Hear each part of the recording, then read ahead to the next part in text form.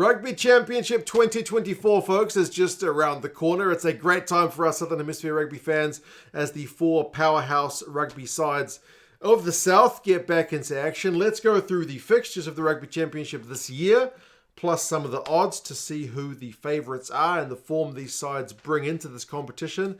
And you guys can let us know your thoughts. Remembering the way the Rugby Championship works these days, instead of having home and away fixtures with everybody, you get one team only at home and one team only away. And then like the Argentinians and Boks plus the Wallabies and All Blacks kind of trade home and away games. So for example, the Pumas will not play the All Blacks in Argentina. They will play both their games against New Zealand away, but they'll play both their games against Australia at home. The New Zealanders will not play South Africa at home. We'll play both those games away.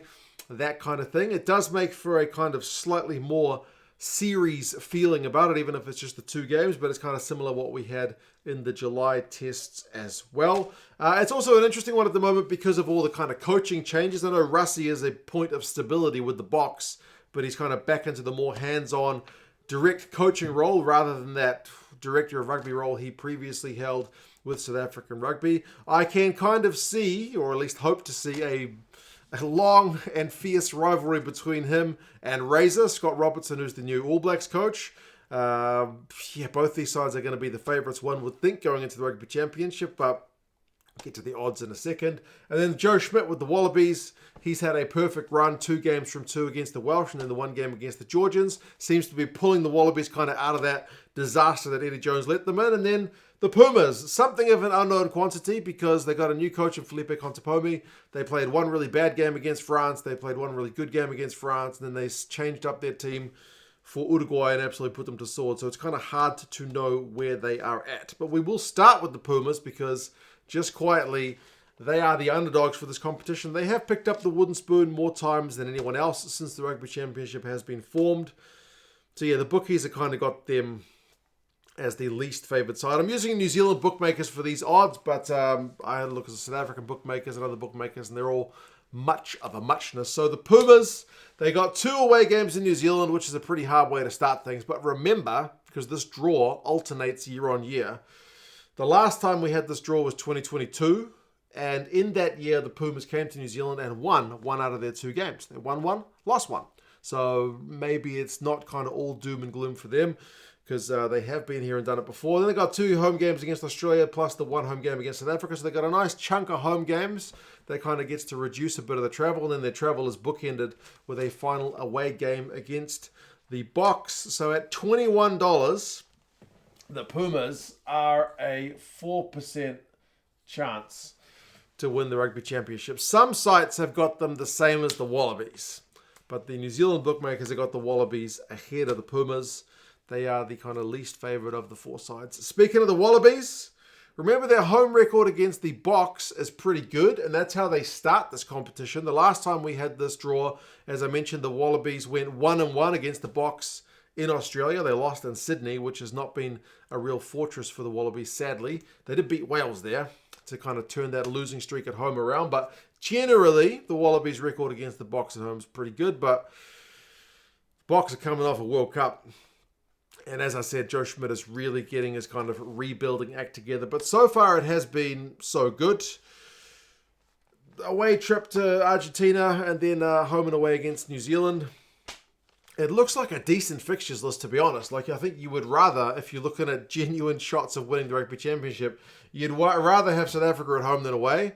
You'd back yourself to beat Argentina away, and as long as you win 1 home game against New Zealand, hunky-dory, you might be in a chance, but the bookmakers are saying not really.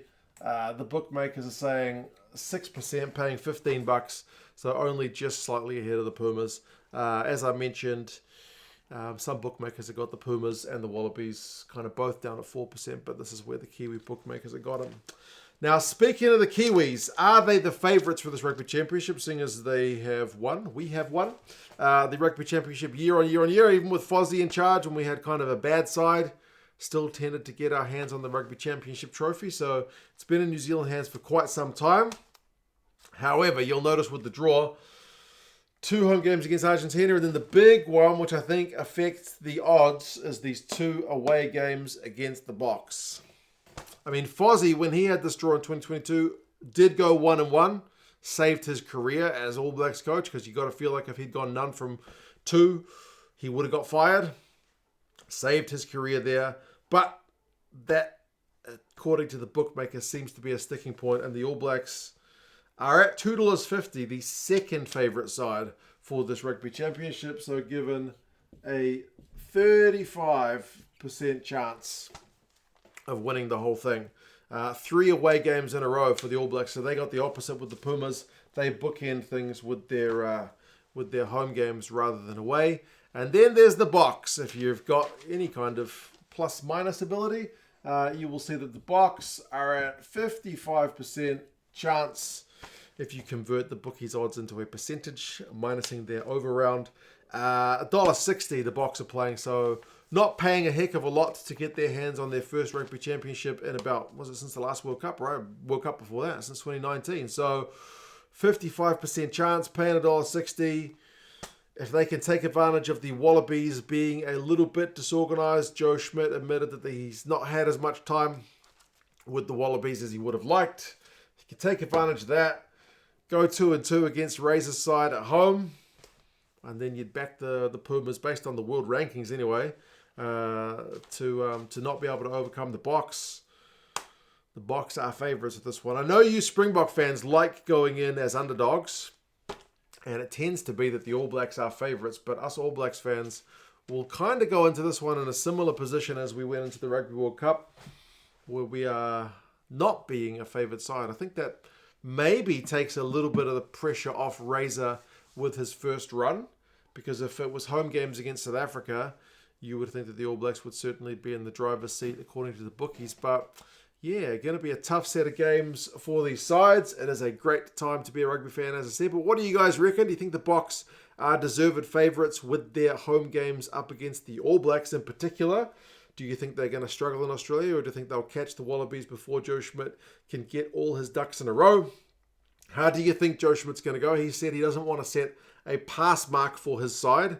But what do you think a pass mark is for the Wallabies? Do they need to be avoiding that wooden spoon?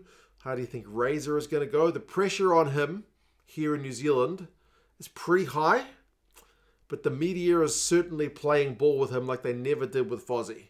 They are very much holding his hand, asking him the softball questions, and he's giving his time to the media as well.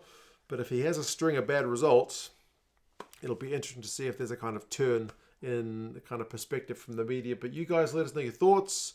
Pumas, Wallabies, All Blacks, and Boks. How do you reckon they line up? Subscribe to the channel if you haven't done so already. There'll be plenty of match previews and teams of the week and stats and all that jazz coming out in the next few weeks. You guys take care, and I'll talk to you guys again soon. See you later.